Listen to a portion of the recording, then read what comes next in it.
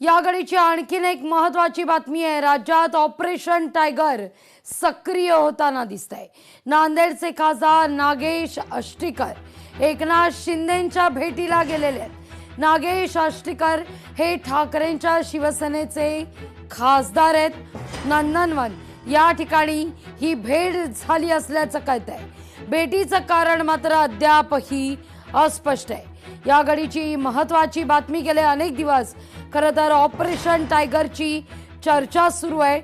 या चर्चेत आता ऑपरेशन टायगर राज्यात सक्रिय झालाय का अशी चर्चा या निमित्तानं पुन्हा एकदा सुरू झालेली आहे। नागेश आष्टीकर हे ठाकरेंच्या शिवसेनेचे खासदार आता अर्थातच नंदनवनवर भेट घेण्याकरता पोहोचले असल्याचं कळतंय।